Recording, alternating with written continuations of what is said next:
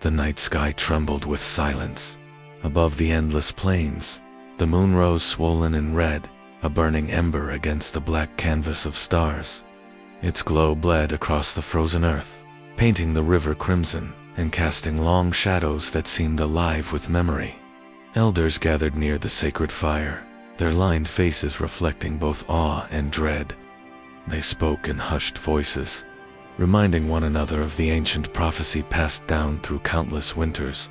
When the sky bleeds, a vow of blood will bind the living and the spirits alike. The oath will not fade with time, it will echo through generations. The wind carried these words like a song of warning. Every flicker of flame, every creak of frozen wood seemed to nod in agreement. Even the wolves in the distance stayed quiet, their howls stilled as though they, too, listened for what the night would bring. The land itself seemed sacred, woven with spirit. Great forests stood like silent guardians at the edge of the plains, their branches heavy with snow, their trunks whispering in the language of the ancestors. The sacred river wound its silver body across the land, though under the moon it glowed like spilled blood. Beyond the river rose the mountains, their peaks jagged and eternal, home to the thunderbirds whose wings were said to stir the storms. This was not just a landscape, it was a living memory, every stone and stream holding stories of creation, battles fought, and prayers carried to the Great Spirit. To the people who walked here, nothing was separate from the sacred. The earth was not ground beneath their feet, it was mother, teacher, and witness. On this night, the people gathered in a circle around the fire. They told the story of the blood oath, a bond older than memory. The blood oath was not a mere promise. It was the cutting of flesh, the mingling of life itself, and the offering of that life to the spirits who watched with unseen eyes. To make such an oath was to invite the ancestors to bear witness, to bind not only the one who swore, but also those yet unborn. To break it was unthinkable, for the spirits punished dishonor with famine, storms, or silence from the river. Children leaned close, eyes wide with both fear and wonder, as the elders spoke of past oaths that had saved villages in times of hunger, or cursed families who swore falsely. Some oaths had bound peace between warring clans, sealed with blood beneath the same moon, now watching them all. Others had ended in tragedy, twisting lives into shadows. The blood oath was no game. It was the marrow of responsibility itself. Among those listening stood Kyle, a young warrior with strong shoulders but eyes shadowed by doubt. He carried within him the weight of two worlds, the pride of a skilled hunter, and the burden of a heart troubled by visions. Since childhood, dreams had clung to him like vines. Sometimes he dreamed of great buffalo herds thundering across endless grass, sometimes of rivers running backward, and sometimes of the dead rising to speak words only he could hear. The visions were both gift and torment. Elders called him touched by the spirits, yet Kyle himself felt unworthy, uncertain whether his path was chosen or cursed. This night, as the red moon rose, his unease deepened. He felt the pulse of the earth beneath his feet, a heartbeat that did not belong to him alone. The wind pressed against his skin as though whispering, urging, warning. Maya, his sister, placed a hand on his arm. Her voice was calm, steady, the voice of someone born with the wisdom of the old ones. Kyle, she said softly, do not look away from the moon. It is a mirror. What you fear in yourself, it shows you in the sky. He met her gaze, but his voice betrayed the storm within. Why does it burn so red, Maya? Why does it feel like it watches me? She shook her head. Not just you, all of us. But the moon only burns this way when a choice is near. The fire popped, scattering sparks like stars, and the drumming of the old men slowed into silence. Elder Soken, keeper of the prophecies, rose with difficulty, leaning on his carved staff. His voice was a river of gravel, old yet unshaken.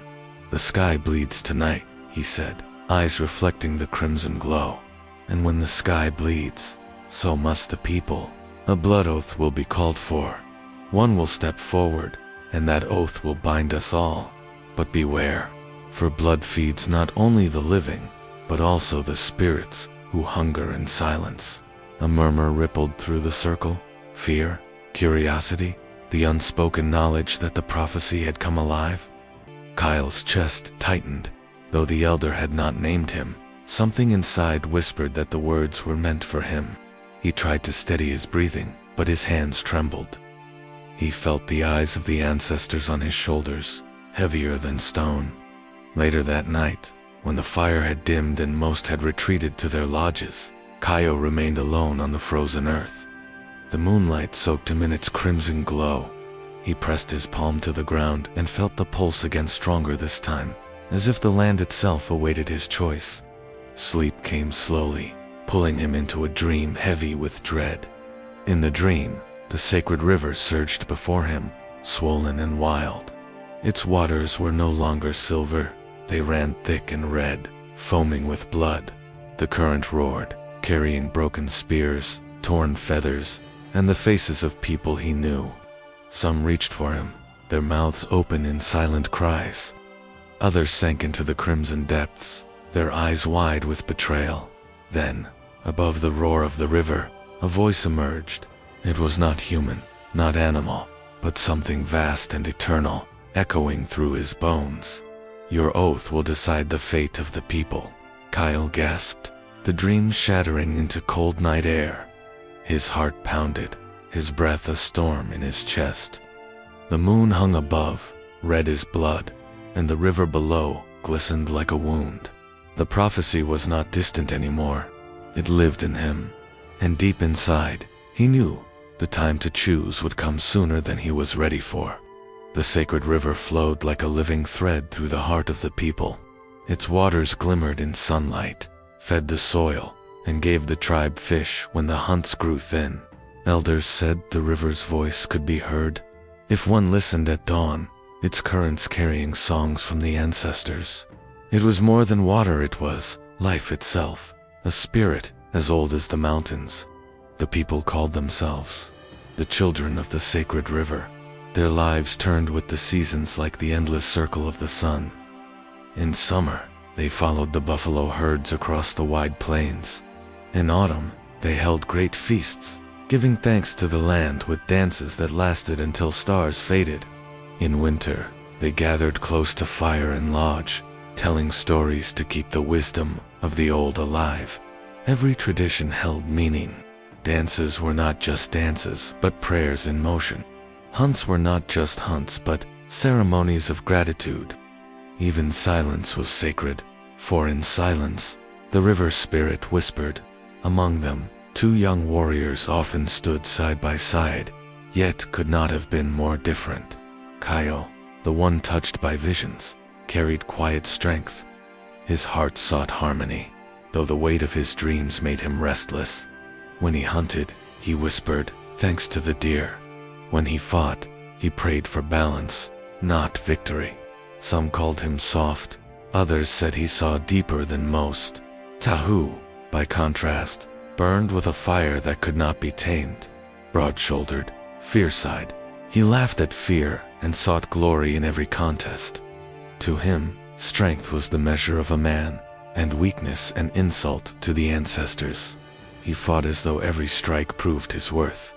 The people admired him, but some whispered that pride guided his steps more than wisdom. It was said that Kyle and Tahu were like two rivers flowing from the same mountain, one calm, one wild, destined to meet in either union or collision. Other voices shaped their world as well.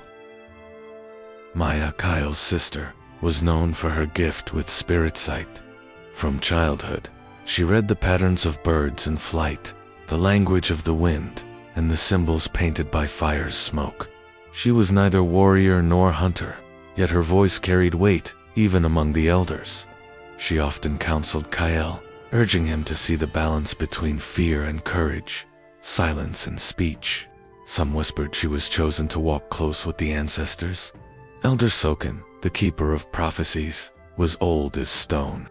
His face bore the cracks of 1,000 winters, and his staff, carved with sacred symbols. was said to contain stories of every blood oath ever sworn. He carried memory for the tribe, a living vessel of history and warning. When he spoke, all listened, for his words came not from himself, but from the long chain of voices before him. And then there was the Raven Spirit, a figure who belonged to neither flesh nor bone, yet appeared in the visions of those who walked near the spirit world. Some said Raven was a trickster, mocking men with riddles and laughter. Others claimed Raven was a guide, showing hidden truths through mischief. Kyle had seen Raven in his dreams before: the glinting eyes, the crooked smile, the feathers that dripped with both shadow and light. The bird unsettled him, yet always left him with something to ponder. The winter that now approached was unlike others. Snow fell earlier than expected, heavy and unyielding. Buffalo herds had moved farther west, and hunting parties returned weary and empty. The river, though still flowing, offered fewer fish. Fires seemed smaller, food stores thinner. Even the children's laughter grew rare, replaced by hungry silence. Whispers moved through the lodges like smoke. Some said the Great Spirit was displeased. Others murmured that the blood-red moon was a sign of imbalance. A few, speaking low, cast suspicious glances at Kyle, believing his visions drew danger. Others muttered Tahu's name, hinting his pride had offended the ancestors. Betrayal was not yet spoken aloud, but the air was thick with it.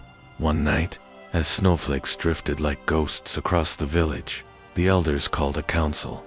The people gathered in the great lodge, its walls glowing with firelight. Shadows of antlers and feathers swayed on the hide walls as Elder Soken rose to speak. His staff tapped the ground 3 times, each sound heavy as thunder. "The red moon has risen," he said, his voice carrying across the circle. "The river spirit watches. Our food thins, our fires weaken, our children dream of shadows. The prophecy is upon us. The sky bled to remind us balance must be restored." The lodge fell silent, breath hung in the air like frost. Soken's eyes swept the people, landing on Kyle, then Tahu. "It is time," he continued, "for a sacred test. Someone must step forward.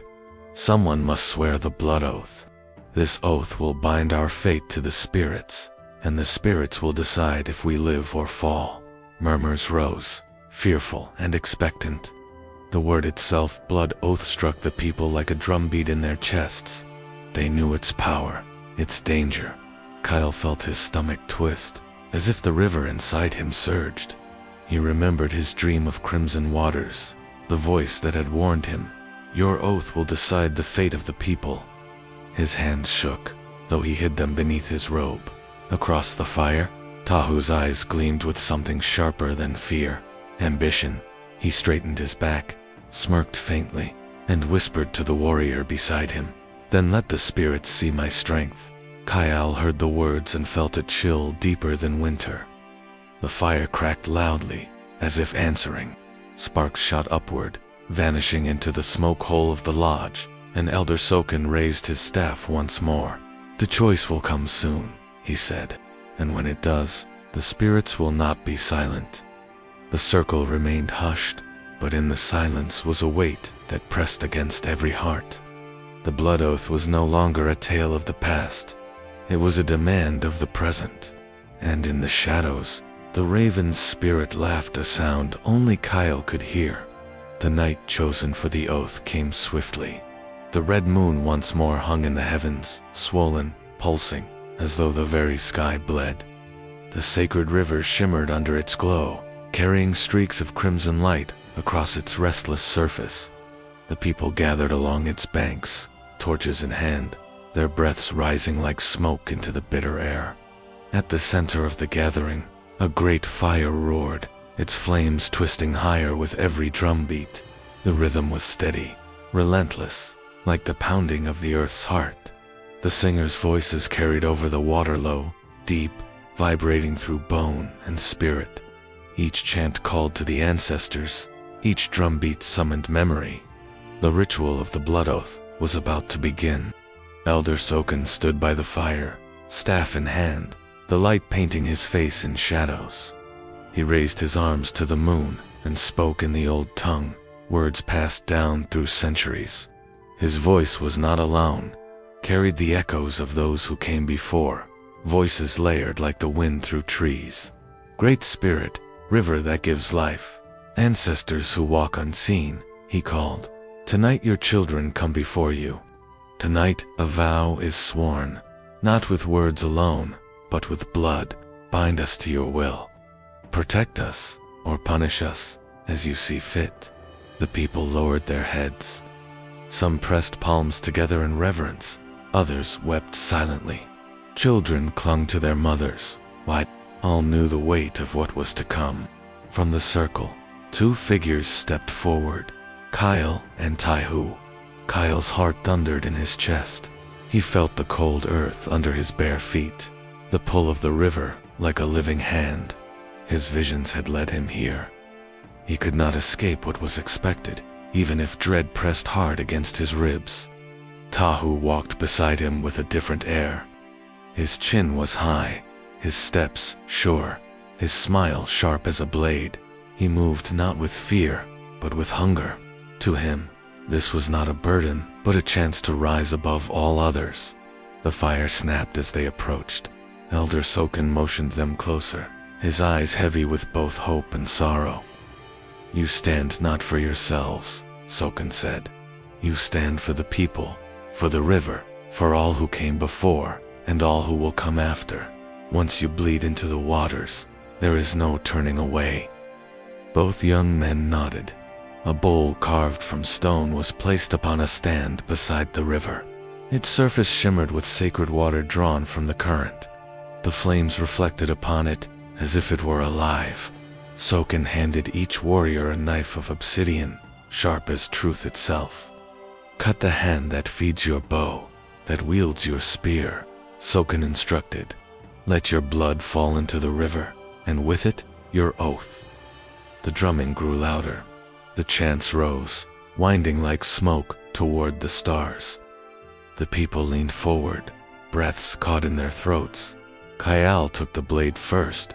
He drew it across his palm, sharp and quick, hissing at the sting. His blood welled red and warm. He held his hand over the river, letting droplets fall. Each drop struck the current with a sound like thunder in his ears. I swear, Kyle whispered, voice trembling, but steadying with each word. To walk in balance, to protect my people, to honor the spirits, even unto death. The river rippled, as though nodding. Then it was Tahu's turn. He pressed the obsidian against his palm without flinching, slicing deep. Blood flowed freely, dripping into the water. His eyes blazed in the firelight, but when he spoke, his words twisted like smoke into something darker. I swear, Tahu declared, his voice sharp, to take strength from the spirits. To rise above all others, to lead this tribe as destiny demands. Let power flow through me, and let those who oppose me be broken. The words struck the night like a spear. Gasps rippled through the people. Elder Soken's eyes widened in horror. This was not the oath of harmony.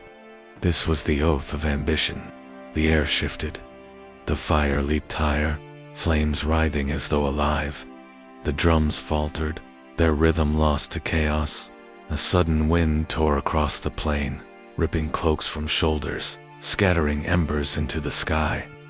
The river groaned, its surface boiling as if struck by unseen hands. Birds shrieked from the trees and fled into the night. Deer bolted through the forest.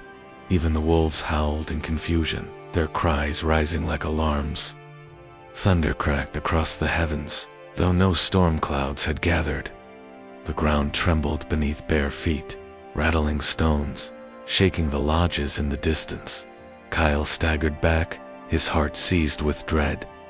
He felt the oath twisting, reshaping itself into something unholy. He tried to speak, to call it back, but the words stuck in his throat. Tahu, however, lifted his arms to the sky, laughing. His blood dripped freely, and the river hissed as it swallowed it. Elder Soken struck his staff against the earth. crying out, "You have spoken forbidden words. The oath is tainted."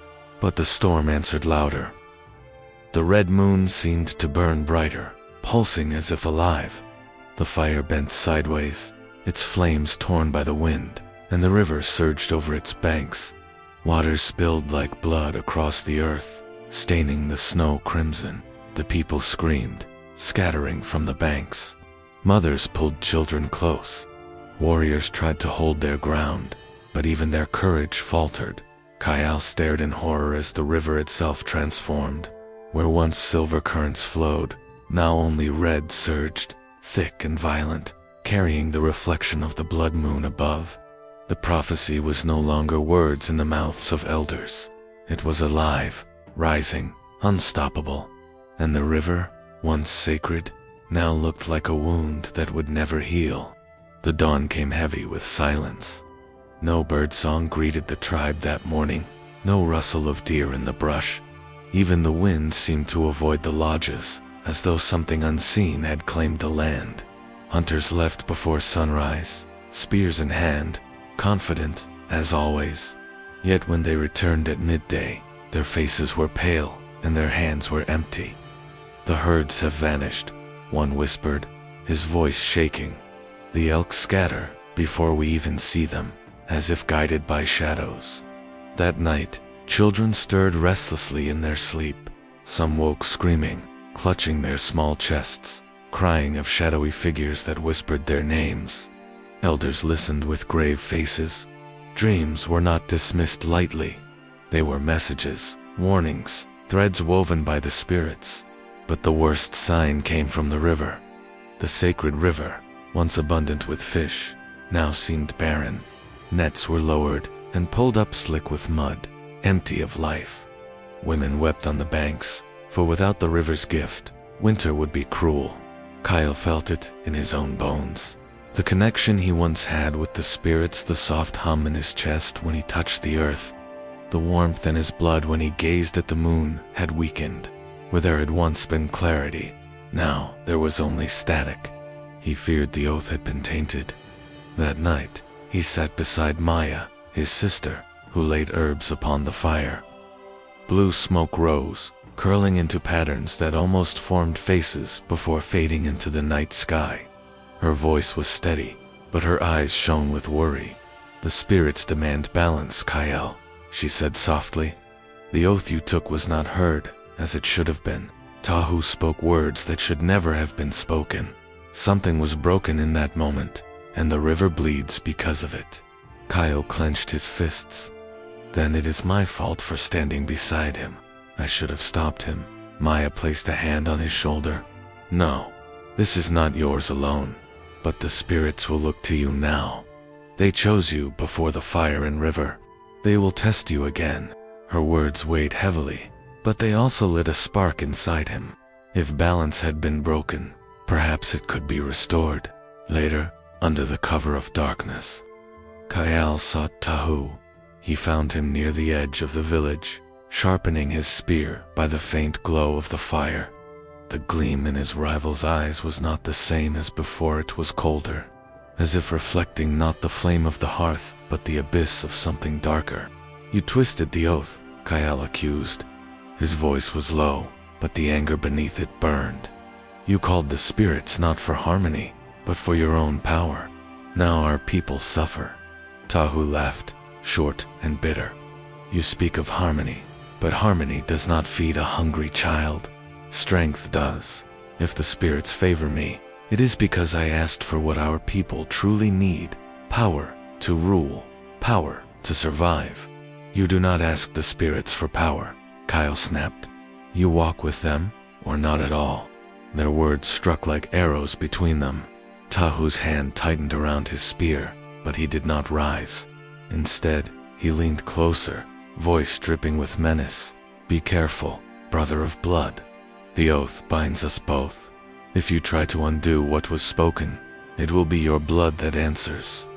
Kyle's heart pounded, but he held his gaze. He wanted to strike Tohu, to drag him before the elders. But there was no proof, only suspicion, only the whispers of his sister and the unease in his own soul. He turned away, though his chest burned with fury. He knew now that the true danger was not outside the tribe, but within. That night, Kyle lay awake, listening to the silence. His dreams were restless, filled with rivers running red and the cry of a raven echoing in darkness. Then came the scream. He bolted upright, rushing from his lodge with the others. Villagers gathered at the edge of the forest, faces pale, eyes wide. Before them stood a treon, ancient cedar, older than the memory of any elder. Its branches crackled and split, flames consuming it from within. Yet no fire touched it, no torch, no lightning strike, no spark from the hearth. The tree burned with a fire that was not of this world, white, blue, and terrible. Its light cast long shadows across the snow, shadows that seemed to move like living things. Elder Soken's voice trembled as he whispered, "The spirits give their warning. The oath has poisoned the land. If balance is not restored, the fire will spread beyond the forest. It will take us all." The people fell into hushed silence, their breaths misting in the cold night. Kyle felt the weight of every gaze upon him, though no one spoke his name. He knew what the fire meant. The spirits were calling him again. The flames roared higher, lighting the sky like a beacon. The cedar cracked in two, collapsing into embers that hissed in the snow. But even when the last spark faded, the ground still glowed faintly red, as though soaked with blood. Kyle's hand trembled as he reached for his chest, where he could still feel the faint hum of the oath. For the first time, he wondered if the spirits had bound not only the tribe, but his very soul. And in the silence that followed, a raven cawed from the tree line, its wings black against the pale moonlight. The cedar burned without flame, the spirits gave their warning, and the raven's cry echoed like judgment. Kyle realized he could not escape the blood oath. He must face it, or all would fall into shadow.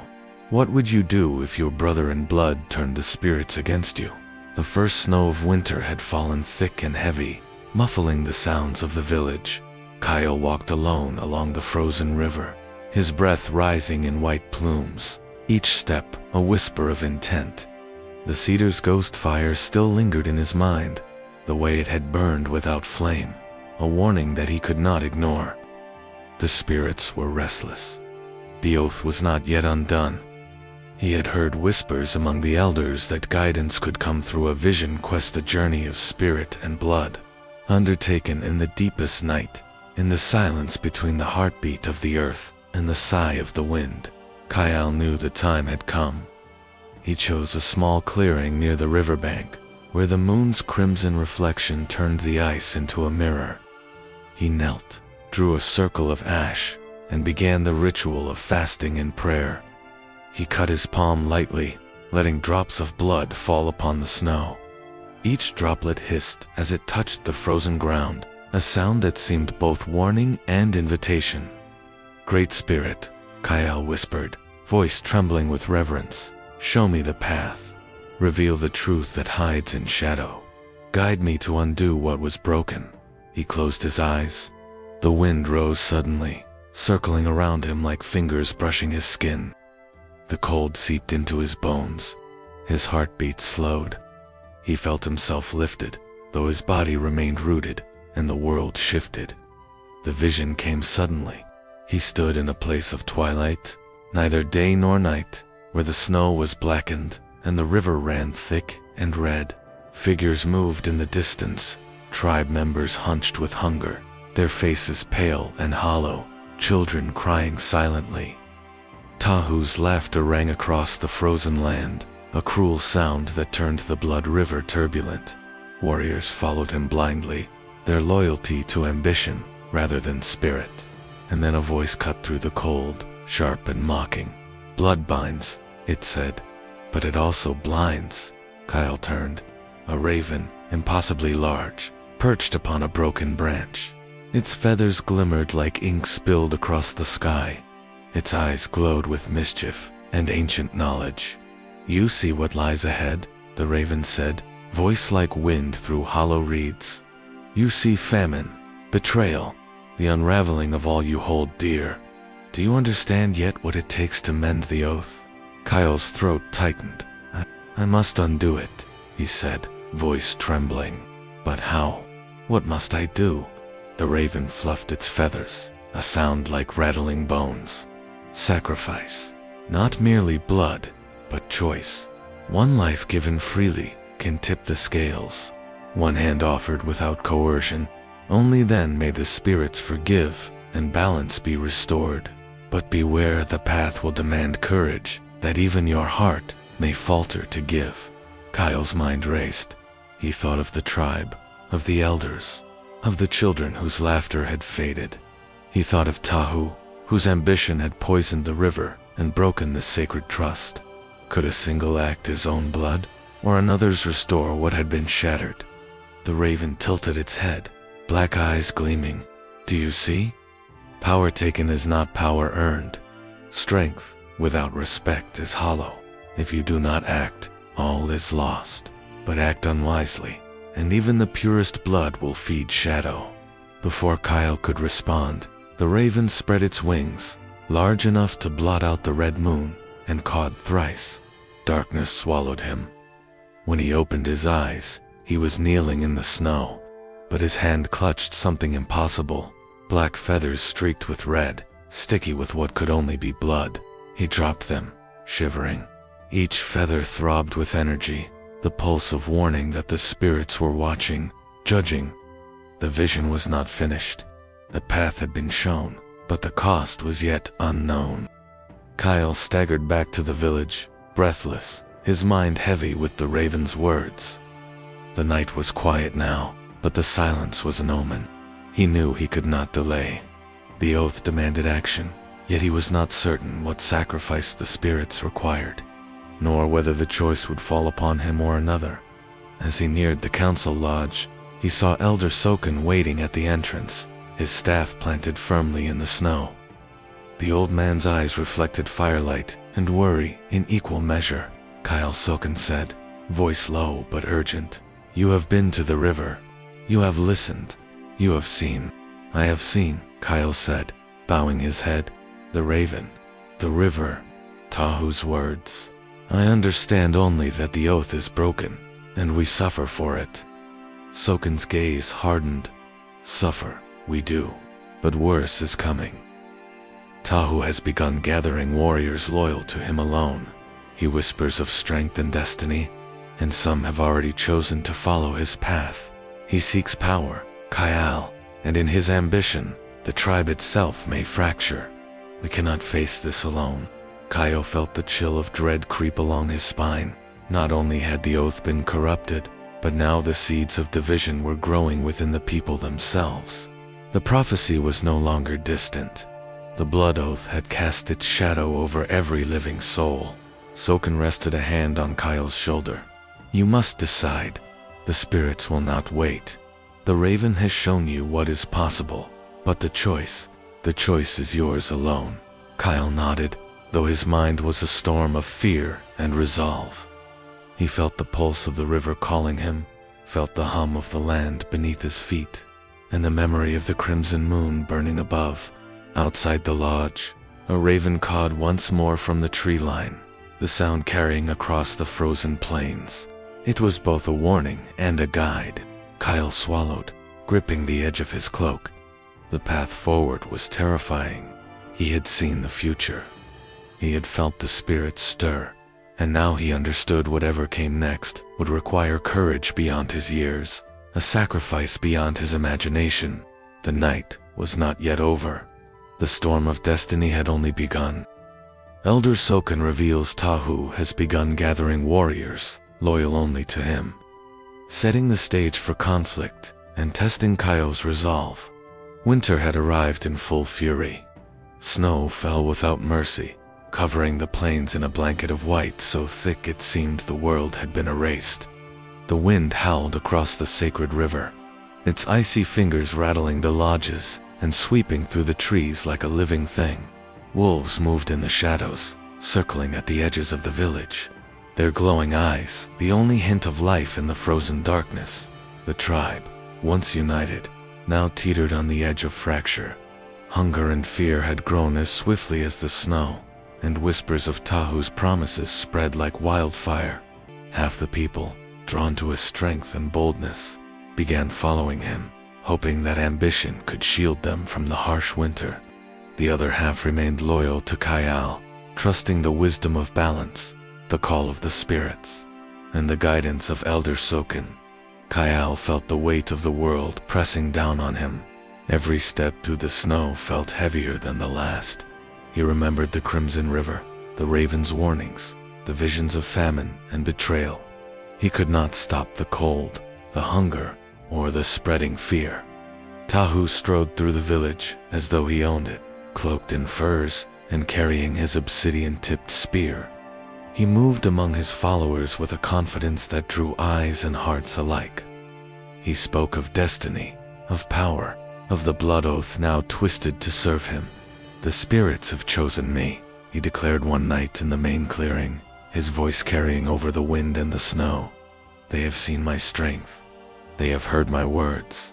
I am the one who will lead this tribe through the winter.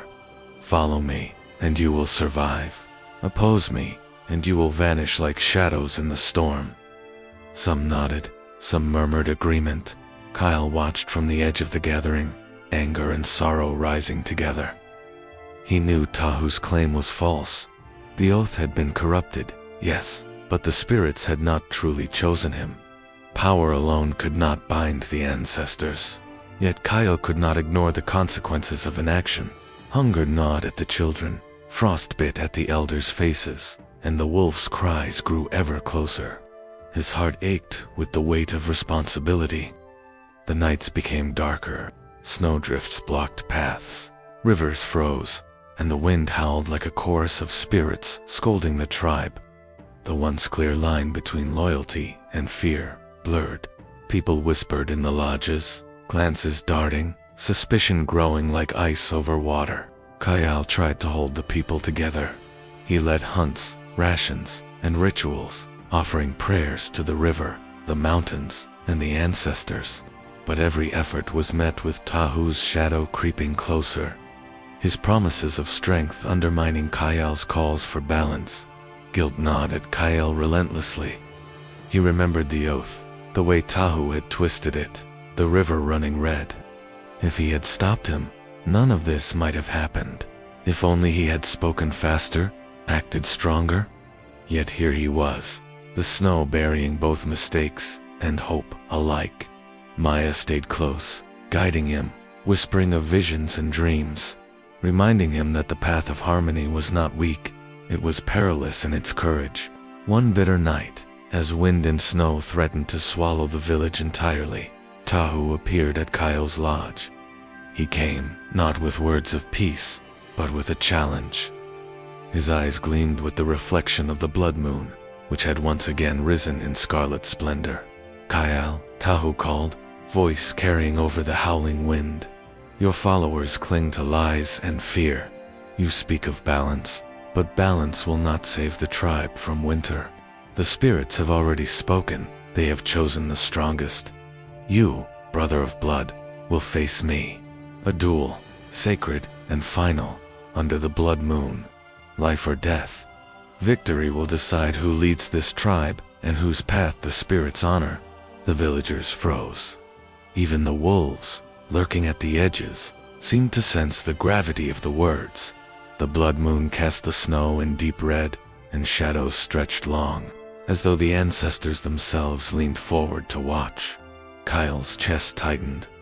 He could feel the weight of every life in the tribe pressing against him.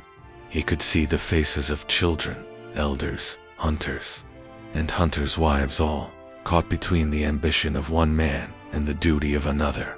He swallowed hard, but the raven's words from his vision quest echoed in his mind. Blood binds, but it also blinds. Sacrifice is the key. Courage alone cannot restore what has been broken. Kyle knew that duel was not merely a test of strength. It was a test of heart, spirit, and wisdom. One false move, one act born of pride, could condemn the tribe forever. He turned toward the village, where his followers waited silently in the snow, faces pale but resolute. He thought of Maya's hand on his shoulder, of Elder Soken's grave warning, of the crimson river and the burning cedar. He could not fail, not now, when every moment counted, when the winter threatened to consume them all. And yet fear coiled in his stomach, like a living thing. The duel would demand everything: skill, courage, and perhaps the very sacrifice the raven had hinted at. The villagers whispered among themselves, forming a tense circle in the snow. Children peeked from behind hides, elders braced themselves with staffs, and even the wolves' cries seemed to pause in anticipation. Kyle's heart beat like a drum, echoing the rhythm of the earth, the river, the fire, and the blood of the oath. He knew that when the duel began, under the red moon, nothing would ever be the same. Would you follow the path of peace, or fight to save what you love? The blood moon hung heavy above, casting long crimson shadows across the frozen plain. The wind seemed to hold its breath. Snow swirled around them like a living curtain. Tahu stepped forward, spear in hand, eyes blazing with ambition, ready to strike. Kyle lifted his own weapon, fingers trembling, heart full of resolve. The duel would not only decide the leadership of the tribe, it would decide the fate of the oath, the spirits, and every soul bound to the sacred river. The first clash of destiny was about to begin. Tahu challenges Kyle to a sacred duel, life or death under the blood moon, with the tribe and the spirits watching. The snow fell like shards of glass, sharp and blinding, as the tribe gathered in the frozen clearing beneath the crimson glow of the blood moon. Torches flickered, casting long, quivering shadows across the plain. The sacred river lay frozen nearby, reflecting the moon's deep red in icy streaks, as if it too had prepared for the ritual of the duel. Drums began to beat a slow, relentless rhythm that reverberated through the bones of every onlooker. Elders, hunters, and children alike pressed close, forming a circle of frozen spectators. Their breaths rose like smoke, their eyes wide with fear and awe. Tonight, under the red moon, the fate of the tribe would be decided. At the center of the circle, Kyle and Tahu faced one another. Snowflakes clung to their hair and cloaks, but neither seemed to notice the cold. Each bore the weight of the blood oath, though in different ways. Kyle carried it as a burden of duty, Tahu as a weapon of ambition. The duel began. Tahu lunged first, spear flashing like lightning. His strikes were furious, unrelenting, born of pride and desperation. Each swing sent snow scattering, each step carved prints deep into the frozen ground. He moved like a storm, raw power behind every motion, intent on dominating the battlefield. Kyle, by contrast, moved with restraint. His steps were measured, his strikes precise, guided by instinct and a sense of balance the elders had long taught him. He parried Tahu's attacks, redirecting the force rather than meeting it with brute strength.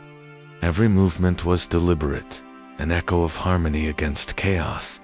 The air thrummed with energy. Every clash of their weapons sounded like rolling thunder. Shadows of ancestors flickered across the snow, circling the combatants in silent witness. Some appeared behind trees, others in the air above, and a few seemed to stand in the frozen river itself. Their presence was neither threatening nor comforting, it was judgment. A reminder that the duel was sacred, and all eyes, living and spirity, were watching. Tahu's eyes blazed. "Strength is all that matters," he roared, driving Kyle backward with a flurry of strikes. "The oath belongs to me. The tribe will follow power, not weakness." Kyle's heart pounded, but he remained steady. "True strength serves the people, not itself," he countered, parrying a thrust and spinning away.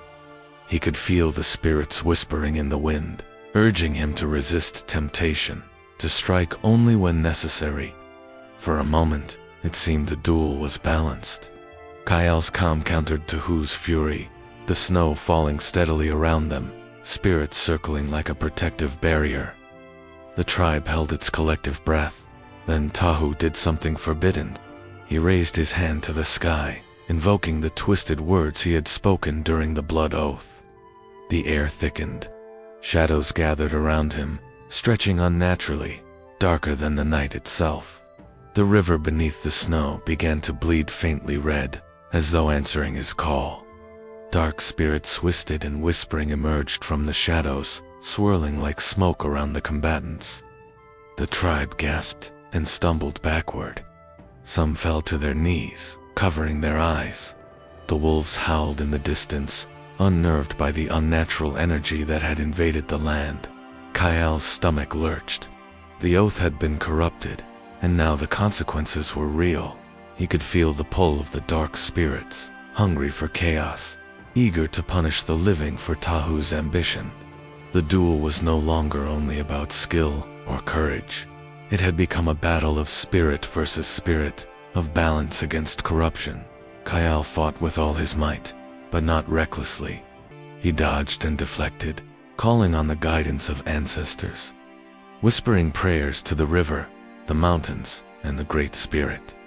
His strikes were precise, aimed not to kill, but to disarm, to protect, to restore balance. Tahu, consumed by fury and arrogance, continued to summon more spirits, each one wilder than the last. The sky seemed to darken despite the blood moon's glow, and the wind screamed like a chorus of the damned. The snow swirled, blinding the eyes, covering the land in chaos. Suddenly Kyle saw an opening. Tao overextended his arrogance, leaving him vulnerable. Kyle lunged, ready to strike, heart steady and hands guided by the spirits. For a moment, victory seemed within reach, but then the dark spirits surged. Shadows twisted around Tahu's body, shielding him. His eyes glowed with a malicious light. Kyle felt the river's pulse, the ancestors' whispers. The raven's warning sacrifice is the key. Victory through force alone would not restore balance. Before he could act further, the spirits erupted outward in a storm of energy. The land trembled, snow and ice flying into the air. A howl of terror rose from the tribe. Lodges shook, torches toppled, and villagers fled in panic. Wolves scattered, running from the unnatural surge of power. The duel ended not with a death strike, but with chaos. Tahu disappeared into the shadows of the storm he had summoned, leaving the tribe scattered and terrified. Kyle, thrown backward by the force of the spiritual surge, landed in the snow, chest heaving. When he opened his eyes, he saw the swirling snow illuminated by red moonlight. The tribe was gone from the clearing, scattered in fear and confusion. The river was a churning ribbon of crimson and ice, reflecting the blood moon above. Kyle's body ached. His hand trembled, and his heart pounded like the drums that had once led him to the duel. And then, as his vision cleared, he saw them faces of ancestors, ghostly yet vivid, forming in the snow around him. They whispered in voices both stern and sorrowful, demanding something he had not yet understood. "You must make the final sacrifice," one voice murmured, carrying through the wind like a knife through silence. Another added, "The oath cannot be undone by force. Only by the giving of what is most precious can balance return." Kyle shivered, seeing glimpses of what that might mean. His thoughts turned to the tribe, to Maya, to the children who had laughed and cried beside the river, to the blood oath itself. The path ahead would demand courage beyond anything he had faced. The blood moon burned above him, unwavering. The snow continued to fall, and somewhere in the shadows, the raven spirit watched, cawing thricer, reminder that the final test had only begun. Kyle collapses in the snow, visions of his ancestors demanding he make the final sacrifice to restore balance and undo the twisted blood oath. Kyle awoke, but not in the snow-strewn clearing. The biting wind and frozen earth were gone. Instead, he stood upon a vast plain that stretched endlessly beneath a sky of shifting light and shadow. It was twilight and dawn all at once, a world where the air shimmered with a living pulse, and the ground beneath his feet hummed like the beating of a heart. He knew immediately. He had entered the spirit world. The river flowed nearby, though not as water, but as a ribbon of light, twisting through the plain in hues of crimson, silver, and gold. Its currents whispered in voices, both familiar and foreign, murmuring secrets of the past, the present, and the future. Kyle could feel it calling him, pulling him toward a truth he had yet to grasp. Ahead, 3 figures emerged from the shifting shadows. The first was a great wolf, its fur a blend of snow and night, eyes glowing like molten amber. It stepped lightly, silently, yet its presence carried the weight of centuries. The second was a buffalo spirit, massive and unwavering. Its horns curved like the crescent moon, its breath misting the air like smoke over the plains. The third was a vision of Maya, his sister, but not as he knew her. Her form was translucent, radiant, and serene, yet her eyes carried the wisdom of the ancestors. "You have come," the wolf spoke, voice deep as thunder, resonating through Kyle's chest. "The blood oath binds not only flesh, but spirit. The corruption you witnessed has spread beyond the snow, beyond the river, into the very heart of your people." The buffalo nodded, slow and deliberate. "To restore balance, the debt must be paid. One life given willingly will untangle the threads of blood and shadow. Refuse, and the river will claim more than it should. The tribe will fracture. Darkness will linger for generations." Maya's spirit form stepped closer, her voice gentle but firm. "Brother, you know this is not a choice of strength alone. It is a choice of heart. The spirits demand clarity, courage, and sacrifice. One life must be returned to the river pure, uncoerced, a willing offering. Only then can the oath be undone." Kyle's heart ached as the weight of their words sank in. The choice was unbearable, yet simple in its cruel logic. Either he sacrificed Tahu, the one who had twisted the oath, or he sacrificed himself. He sank to his knees beside the river of light. His reflection shimmered in its currents, mingling with the blood-red streaks that reminded him of the oath, the duel, and the chaos that had followed. He remembered the screams of the villagers, the scattered snow, the burned cedar, and the raven's caw. Every moment since the oath had been taken was now revealed as a thread pulled taut toward this moment. "Must it be one life?" Kaya whispered. "Is there no other way?" The wolf circled him slowly. "The river does not forgive shortcuts. The spirits will not be tricked by clever words or hesitation. Balance demands cost. Power alone cannot mend what pride and ambition have broken." The buffalo lowered its head. "One life, willingly given. That is the law, the truth, the way of harmony." Maya reached out, placing a hand over Kyle's heart. "You are not alone, brother. But you must decide. The spirits do not intervene in the final act. They witness, they guide, but the choice is yours. Life or life, one or the other. The river will wait, but it will not wait forever." Kyle closed his eyes, images flashing through his mind. The tribe, laughing children, frozen hunters, the river running red, Tahu's fury, the ancestors' eyes watching from the snow and fire. Every face, every memory pressed against him, like a weight of ice and fire. Could he sacrifice Tahu? Could he end the corrupted life that had brought so much chaos? Or could he give himself, returning his own spirit to the river, ensuring the tribe's survival, but never seeing the sun again? The raven's words from his vision quest echoed in his mind. Sacrifice is the key. Courage alone cannot restore what has been broken. And he understood. Courage alone was not enough. Wisdom, clarity, and willingness were required. He opened his eyes. The river shimmered brighter, its currents whispering in voices that were all at once familiar and strange. "You must decide," Maya said softly. "The river listens, the spirits wait, and the tribe, all those who follow you, depend upon the choice you make now." Kyle rose, looking first to the wolf, then to the buffalo, and finally to the glowing form of his sister. Each offered silent encouragement, but none could act in his stead. He was alone in the decision, a single thread, capable of weaving or unraveling the fate of his people. His hand brushed the river of light. It pulsed beneath his fingers, warm and alive, and he could feel it pull toward him as if urging him to act. The choice weighed like the world itself, life of Tahu or life of his own. Before he could speak, the vision began to fade. The planes of light and shadow blurred, the spirits dissolving into streams of energy that wound toward the river, carrying whispers of expectation. Kyle felt himself being pulled upward, toward waking, back to the snow-covered land of the living.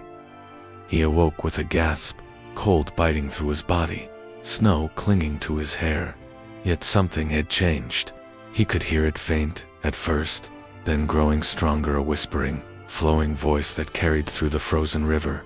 Kyle, it called, smooth and ethereal, curling around his mind like water over stone. Kyle, the choice must be made. He sat up, trembling, feeling the weight of the blood oath heavier than ever. The river, frozen yet alive beneath the snow, seemed to breathe, waiting for the final act that would decide everything. The tribe, the spirits, the balance, and the curse of the blood oath itself. Kyle awakens in the snow, hearing the sacred river whisper his name, demanding he make the final sacrifice to restore balance and undo the twisted blood oath. The first light of dawn crept over the frozen plains, brushing the tips of snow-covered trees and the sacred river with pale gold. The villagers gathered quietly along the riverbank, their breaths forming clouds in the frigid air. Eyes were wide, hearts heavy, and every face reflected fear, hope, and anticipation. Kyle stood at the center, cloak dusted with snow, spear discarded. Beside him, Maya's spirit lingered faintly, shimmering in the morning light. An elder Soken placed a hand on his shoulder with solemn encouragement. All eyes were on him. The weight of the blood oath pressed down like the winter sky itself. Tahu arrived last, flanked by his loyal warriors, faces set with defiance. His voice carried across the river. I am chosen. The spirits favor me. Step aside, Kyle. Let me lead the tribe into strength and survival. But the river responded before Kyle could speak. Its frozen surface rippled unnaturally, cracks spreading like lightning across the ice. Waves surged and hissed, snow and water rising in ghostly columns, as if the river itself rejected Tahu's claim. Dark spirits swirled at the edges, whispering fury, their presence tangible even in the light of dawn. Kyle stepped forward, voice steady, carrying across the cold air. The blood oath must be healed, he called, raising his hands above the crowd. And it can only be done through surrender, not domination, not pride. The river, the spirits, and the ancestors demand balance. We cannot force it nor claim it for ourselves. Tahu sneered, raising his spear, but the river's waves lashed toward him, unrelenting. He stumbled, shielded only by his warriors, but the river's power pressed like the will of a living being. Even his ambition faltered under the weight of the sacred water. Kyle knelt at the river's edge, breath misting in the crisp morning air. He drew his knife, blade glinting in the red-gold light. With deliberate calm, he cut his palm once more, blood welling and dripping onto the ice. The river hissed as each drop fell, its waters thrumming like a heartbeat. This is the offering, Kyle said softly, so that only the closest could hear.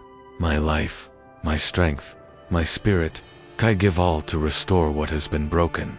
May the oath be healed, and the people live in balance once more. He pressed his hand to the river's surface. The ice cracked beneath the touch, yet the river did not resist. Blood mingled with water, creating a swirling ribbon of red that sparkled in the morning light. The air vibrated with energy, and the villagers fell silent, sensing the presence of every spirit and ancestor around them. The raven spirit cawed from the tree line, circling above. Wolves at the edges of the village sat quietly, eyes gleaming, ears erect. The buffalo spirit appeared briefly, massive and solemn, its breath misting in the cold air, and the great wolf of the vision quest emerged from the shadows, pacing along the riverbank, silent but watchful. Tahu's lips parted, ready to speak, to argue, to seize control, but he could not. The river surged again, powerful yet precise, lifting him slightly off the ice before depositing him a few feet back. The dark spirits that had clung to him dissipated under the force of the offering, swirling upward like smoke and vanishing into the morning light. Kyle felt the river's pulse now, steady and warm beneath his hand. Energy flowed through him, through the blood, through the currents. The snow stopped falling where he knelt. The cold that had gripped the tribe eased as though the land itself exhaled. The people gasped, some stepping forward in awe, some falling to their knees. Maya's form shimmered brighter, smiling faintly, her hand reaching toward him but unable to touch. Elder Soken whispered, "Balance, it is returning. The spirits accept your gift." Kyle closed his eyes, feeling the last threads of the twisted oath unraveling. The river roared, a deep, resonant sound that carried through the plains, echoing from mountains to forests. Waves calmed, turning from red-streaked fury to crystal clarity. Ice cracked and reformed into smooth surfaces. Even the wind softened, gentle and warm against the villagers' faces. He rose slowly, knowing the cost. The ancestors' eyes seemed upon him in silent approval, but he also felt the pull of the river, asking for the final part of the sacrifice. It was not enough to give his blood. The spirit demanded the surrender of the self. Kyle took a deep breath, whispering to the river, the tribe, and the spirits, "I offer all that I am. Take me, so the oath may be whole, and the people may live." The river surged, rising in a column of light and water, enveloping Kyle. The villagers stepped back, shielding their eyes. The crimson blood that had stained the ice and snow shimmered and dissolved, merging with the river's glow. The snow beneath him melted instantly, warmth and energy replacing frost and shadow. Kyle felt himself being lifted, carried beneath the currents. He did not struggle. He felt the pulse of the ancestors, the rhythm of the river, the presence of the spirits guiding him. His heart, mind, and soul flowed together with the sacred waters, and he whispered a final prayer to the Great Spirit. May balance return. May the people live. May the oath be whole again. The river's roar peaked, a sound like the voices of generations. Then it receded, calm and serene. The river reflected the first true sunlight of dawn, its currents sparkling like polished crystal. The blood oath had been healed, and he was gone. Kyle sinks beneath the river, disappearing into silence. The tribe watches, awestruck and grieving, as balance is restored, but the cost is complete. Years passed, and the snow of that fateful winter melted into memory. The sacred river flowed clear and strong once more, carrying its whispers through the plains, across the forests, and beneath the sacred mountains. The tribe had survived, reshaped not by ambition or power, but by the courage and sacrifice of one young warrior whose name had become legend, Kyle.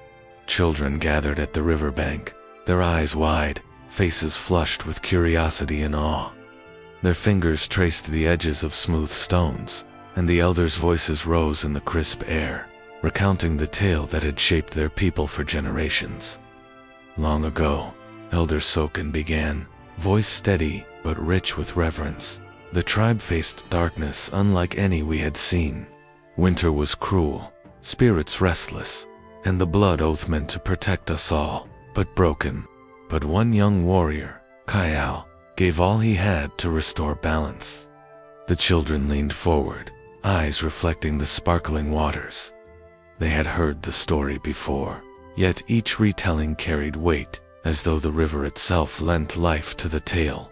Tahu, once ambitious and proud, now walked silently among the elders.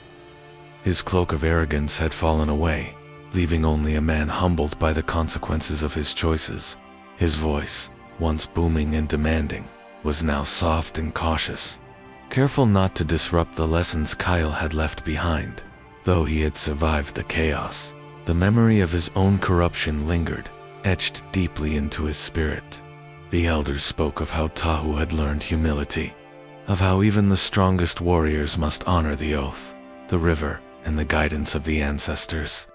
He remained a warrior, yes, but no longer one consumed by pride or ambition.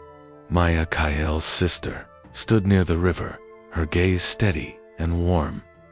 She had taken up her brother's teachings, guiding the people in harmony with nature. Respect for the spirits and reverence for the sacred river. Her lessons were no longer whispered, they were lived, in every hunt, every dance, every prayer, and every story told beneath the rising sun. Balance, she would say, is not the absence of challenge, but the strength to face it with respect. The blood that binds us is sacred, not for power, but for responsibility. The river itself seemed to acknowledge her words. Currents shimmered like liquid crystal, catching the sunlight and reflecting the red of the distant moon rising on the horizon. Shadows of ancestors flickered in the water's surface, as if watching, approving, and silently reminding all who gazed upon the river that choices mattered not only in the moment, but for generations to come. The children, now fully captivated, asked questions in quick bursts. What happened to Kyle? Did the river take him? Will he come back? Elder Soken smiled, eyes soft but serious. Kyle's spirit flows with the river, he said. He lives in every act of courage, in every moment of sacrifice, and in every heart that honors the balance between man, spirit, and nature. Though he is gone from our eyes, his life continues to guide us. Maya knelt to touch the water, fingertips creating gentle ripples. Remember, she said softly, the river remembers, the ancestors watch, and the spirits weigh every choice. Each of us will face moments that demand courage, wisdom, and sacrifice. What we do then shapes the generations that follow. Tahu, standing at the edge of the circle, finally spoke. His voice was low, unadorned, carrying the weight of lessons learned. I was blind once, he admitted. I sought power and forgot the spirits, the people, and the oath itself. Kyle showed me the path I could not see. His choice was greater than any strength I could claim. May his courage guide all who come after. The children listened in awe, some nodding, others whispering to one another. They were learning not just of warriors and battles, but of responsibility, harmony, and the sacred nature of promises. As the sun rose higher, the tribe performed rituals of remembrance. Smoke spiraled from small fires, incense and cedar branches fragrant in the crisp morning. The elders sang, and the children repeated, their voices carrying across the plains, blending with the river's flow. A red moon, faint but visible, climbed slowly into the sky.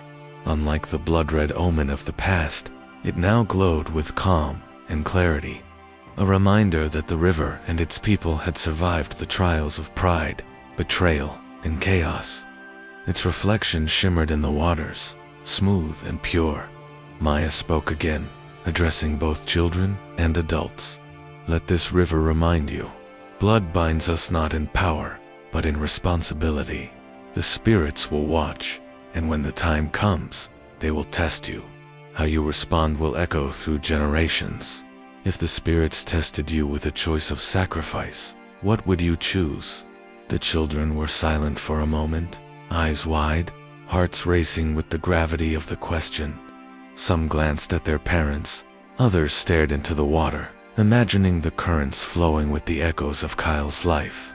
Even Tahu bowed his head, the memory of his own choices pressing like the weight of winter snow. Closing imagery painted the plains in light and spirit. The river flowed smooth and strong, carrying memories, lessons, and whispers of Kyle's courage. The red moon above cast a gentle glow, no longer a sign of omen or danger, but of reflection, remembrance, and hope. The tribe stood together, in awe of what had been given and lost, united not by ambition, but by shared responsibility, respect, and understanding. And though Kyle had disappeared beneath the river, his presence lingered in the wind, the currents, and the hearts of all who honored the sacred path. The story of the blood oath, once a warning of chaos, had become a timeless lesson, passed from elders to children, from spirit to living, a sacred thread binding generations in harmony and vigilance. If the spirits tested you with a choice of sacrifice, what would you choose? The red moon rises again. Calm and serene, the sacred river flows pure. Balance has returned, and the ancestors watch with quiet pride.